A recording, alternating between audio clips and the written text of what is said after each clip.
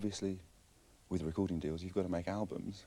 And to make albums, you've got to choose producers, and you chose Paul Samuel Smith, who I think used to be the bass player with the Yardbirds originally. That's right, yeah. So what prompted the choice?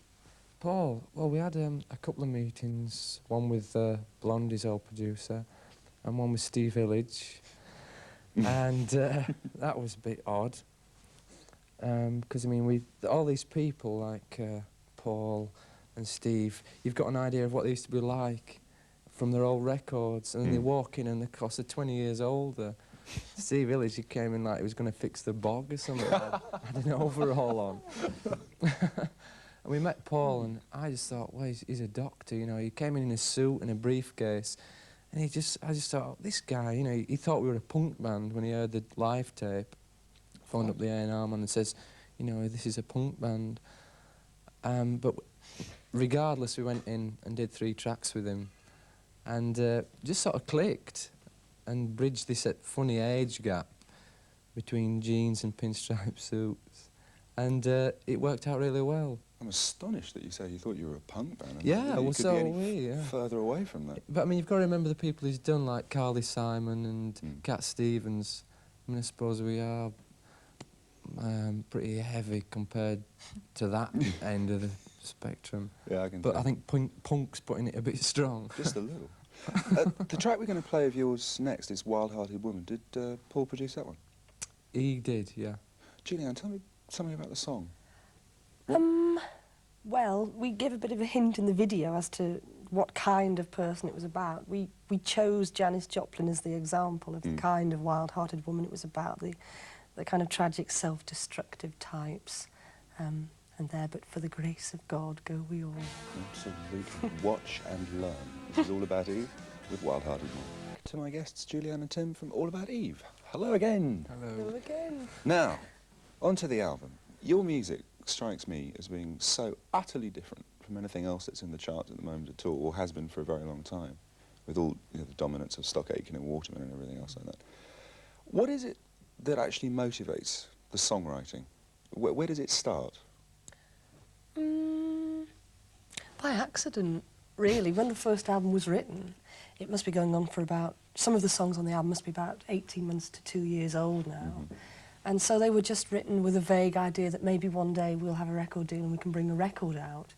It was done in a very pure way because we didn't have any false deadlines to meet. It was just songs that pleased us, done at our own pace and kind of lovingly fiddled around with, and you know, we were very precious about it. So we had a very odd routine.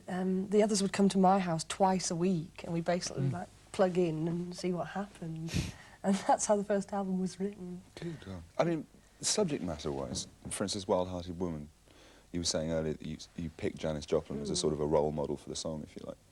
But that's subject matter is just so far removed from anything that a lot of other people seem to be doing at the moment. Do you decide that you want to tell a story rather than, oh yeah, baby, and all that? Well, yeah, I can't really relate very much to Yeah, Babies because it's not my vibration, man. It's not what I can relate to at all.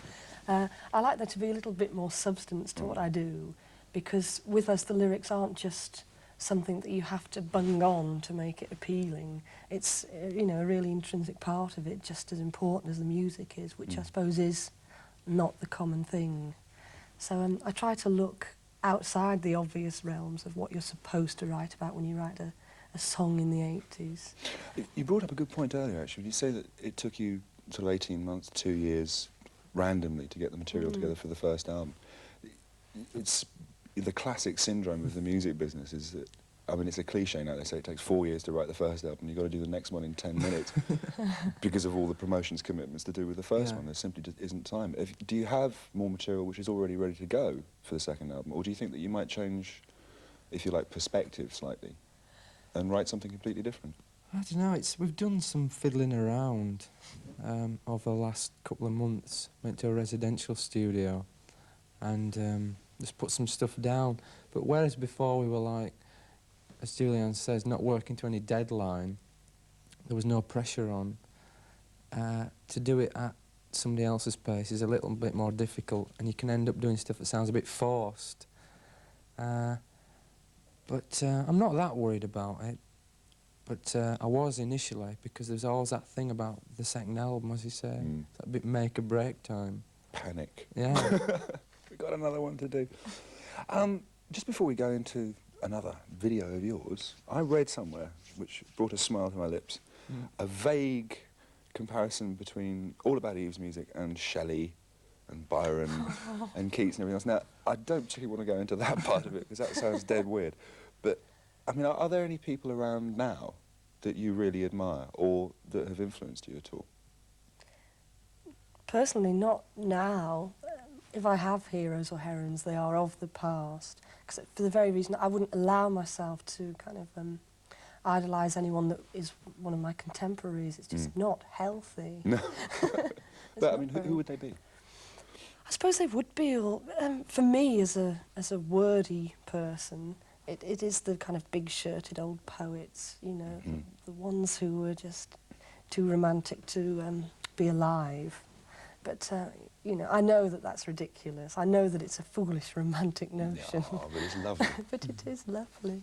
Well, we're going to go to something, personally, one of my favourite tracks off the album is Every Angel. There with Martha's Harbour, which is just cannoned straight into the English top 10. Looks set to do that all over the world, we hope.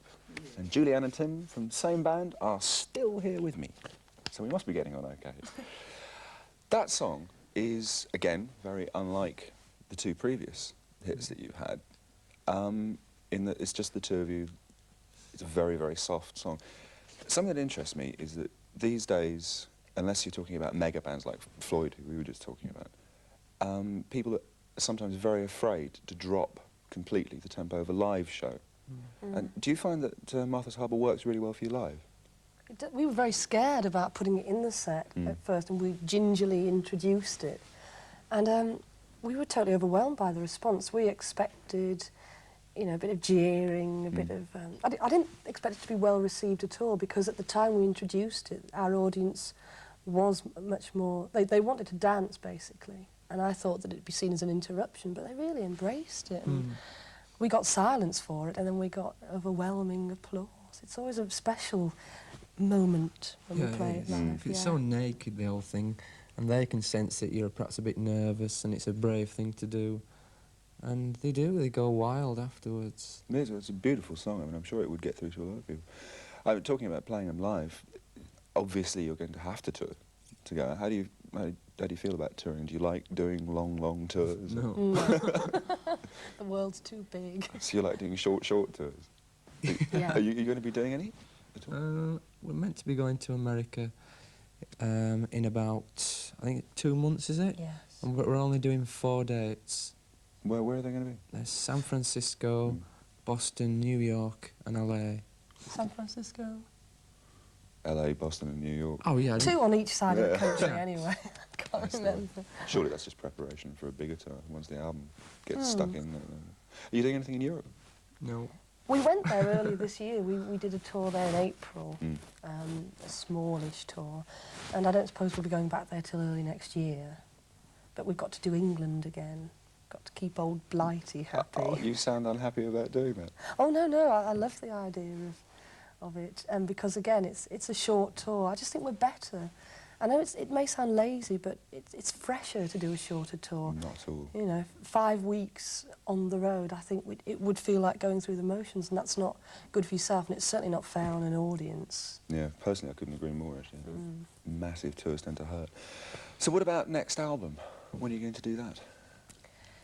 Says he's stepping ahead by many months. When it's written, I think we have some material for it. I think we need to do some more. I can't wait to do it, because for me personally it's one of my favourite things about being in a band, is getting into the studio and just building something up very, very lovingly. Lovingly seems to be the word to use about the music. Julianne and Tim, thank you very much indeed for coming in to see us. It's been a great pleasure. Good luck with everything. Thank you. So we're going to go off after that wonderful interlude to an M&M's MTV Gig Guide featuring Fishbone and more videos, and I'll be back later. See you then.